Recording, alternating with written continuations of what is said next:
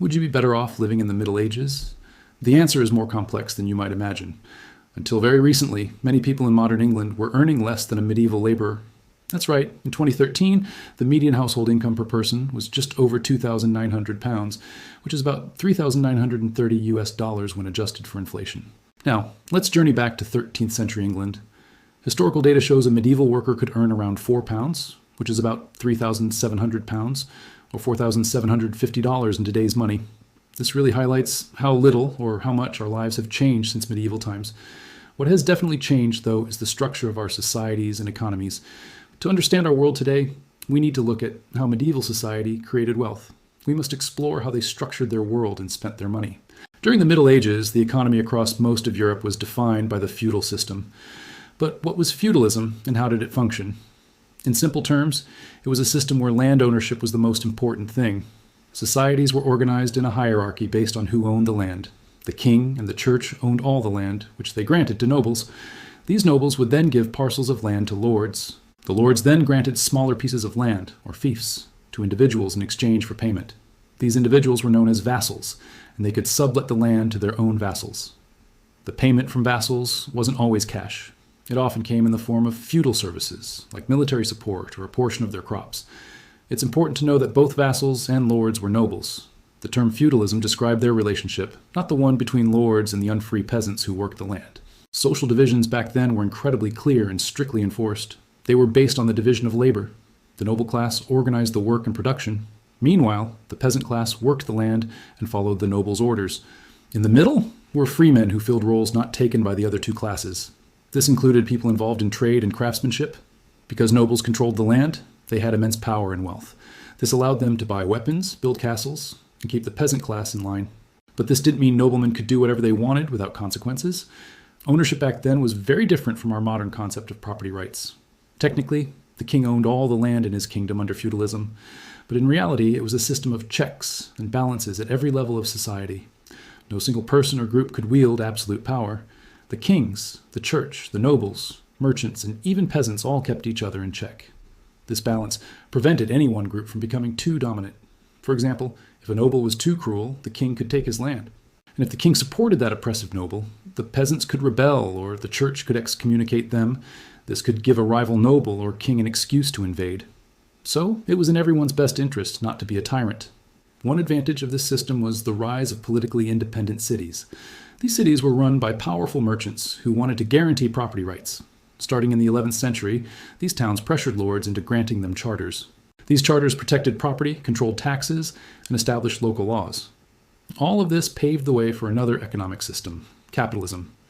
People in these towns began to organize based on self-interest, not obligation. Merchant guilds emerged for this exact reason. Their main goal was to force local leaders to make concessions. They wanted to control tariffs and ensure safe passage for their goods. These guilds were crucial in developing what we call law merchant. This system handled commercial essentials like credit, debt, contracts, and bankruptcy. As guilds evolved, merchants began to pioneer factory-like production sites. This meant all materials and work were in one place, which lowered costs and increased efficiency. This emerging system was also boosted by the Crusades. The wars opened up new trade networks and made the concepts of credit and interest more common.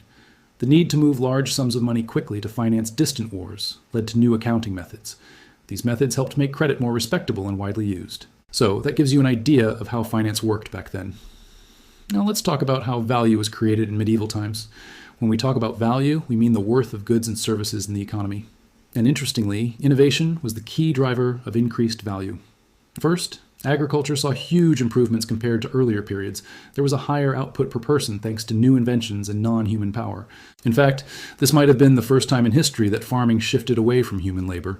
This meant controlling a skilled workforce became more important than owning slaves. Innovations like crop rotation and the wheelbarrow greatly improved farm yields. In the textile industry, inventions like the vertical loom and spinning wheel boosted efficiency.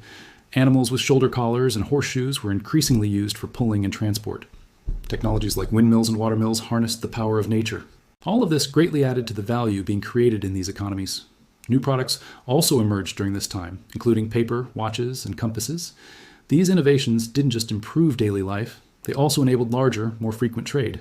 This meant more taxes and rent, which ultimately gave the elites more money to spend. Around this time, long-distance trade also grew significantly. The wealthy could now access new spices like pepper, cinnamon, and ginger.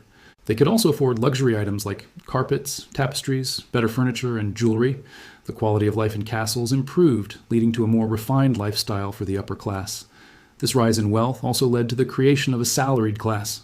With a new money economy, rulers could hire paid staff and mercenaries for their armies. The same practice was adopted in domestic life, where lords began hiring professional servants. In the cities, the first managerial class rose to prominence. Guildmasters and merchants grew their fortunes while underpaying hired workers. This gap between those who created value and the middlemen who controlled it would only get worse. The social groups responsible for creating value were not the ones reaping the benefits. It was the class just above them that hired workers to get things done. It's ironic how much of this we still see in society today. Think about it. In a modern factory, the workers create the actual goods, but it's the factory owners who are rich. The resemblance to medieval economies is quite alarming. Now, back to the Middle Ages, the rise in economic output also meant new taxes. But you might be surprised to learn the tax burden was quite low compared to today. Most taxes were indirect, like transit duties on goods and fees for selling in local markets. Interestingly, these taxes were often collected in kind rather than cash. People would pay with rye, barley, cattle, or even iron instead of money. The other major tax was the tithe, established in the 8th century. It required people to pay 10% of their annual produce to support their local church. Then, there was a land tax for farm owners, which was about 2% of their farm's value. As we move into the later Middle Ages, some cities introduced direct taxes. These included head taxes for the poor and net worth taxes. Tolls were another form of taxation that became popular as trade between states increased. But even these taxes were often not enough to cover rising state costs. Wars, in particular, were getting more expensive as monarchies invested in professional armies. At a certain point, governments had limited power to tax, so they often turned to loans to cover their expenses. Let's talk about loans because they played a fascinating role in medieval economies. The government's practice of borrowing could be very profitable for lenders. Interest rates ranged from 14 to 66%, and sometimes even higher. However, for the lenders, it was also quite risky. Several Italian banks collapsed because English kings failed to repay their loans. Taking loans also got out of hand at a certain point. The Knights Templar had many members tortured and executed, and the order was ultimately dissolved. This happened because they denied a French king access to even more loans. Aside from loans, trade expeditions were another way to get large investments. Wealthy investors like kings and nobles provided the initial capital. In return for financing an entire expedition, they could receive up to 75% of the profits. The remaining 25% went to the merchants who organized the trade. The Portuguese Prince Henry the Navigator was famous for funding many such trips. This helped kickstart an age of exploration. As you can see, the medieval period was transformative for societies and economies. Output was rising, and so was income for most people. However, it's important to note that the serfs tied to the land earned practically nothing. We looked at data from medieval England to see what each class typically earned. Let's start with the upper class, which included nobility and royalty. The top earner, as you'd expect, was the king himself. King Henry III of England had an annual income of £40,000. That's about $58 million in today's money. That's a lot, but it's about as much as a modern celebrity like Gordon Ramsay earns. A somewhat important noble back then was the baron. A baron's annual income ranged from £400 to £1,200. That translates to about $589,000 in today's money, similar to a modern executive's salary. Further down the social ladder, you had knights. They earned about £40 a year, which is about $47,000 today.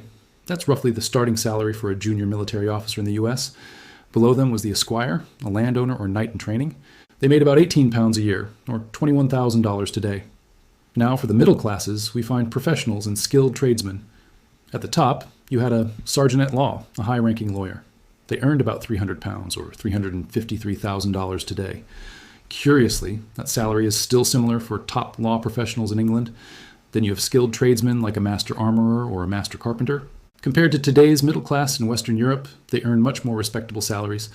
But in places like Russia or Argentina, the most skilled people earned less than medieval craftsmen.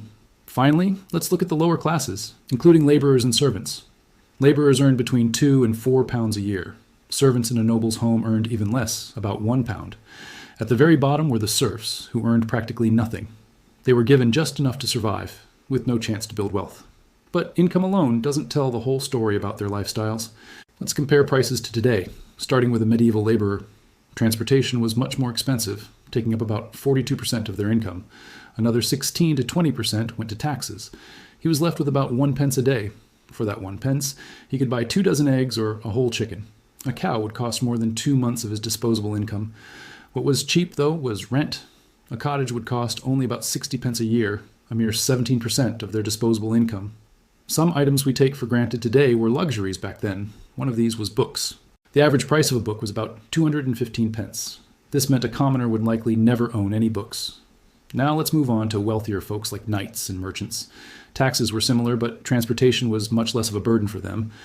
With their disposable income, they could enjoy more luxuries. A dinner of cooked goose with wine could be covered with a day's worth of savings. They could also afford fashionable clothing, jewelry, or even books. They could even save enough in a year to send their children to university. Housing was also cheap, even for luxury homes. A townhouse would only cost about 720 pence a year to rent.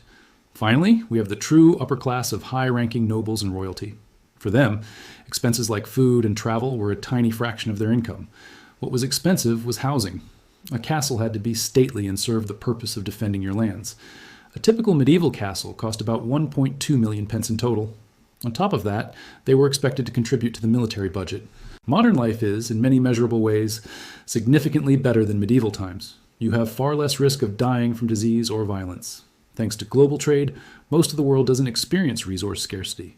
We have an abundance of entertainment, comfort, and food that even kings couldn't imagine. Still, comparing past income to the present makes you question where all the added value went. Over the past few centuries, the world has seen a tremendous rise in economic output. However, middle-class income has barely increased and has even lowered in some places. All that value likely went to the top 1%. Compared to the kings and powerful nobles of the past, our top 1% are far richer. A medieval European king could only dream of having the life of a modern-day billionaire. So what do you think? Is the world a better place today than in medieval times? Thanks for sticking around until the end. If you made it this far, please leave a comment with a crown emoji. I'd love to see how many of you watched the whole video. Thanks for watching, and I'll see you soon.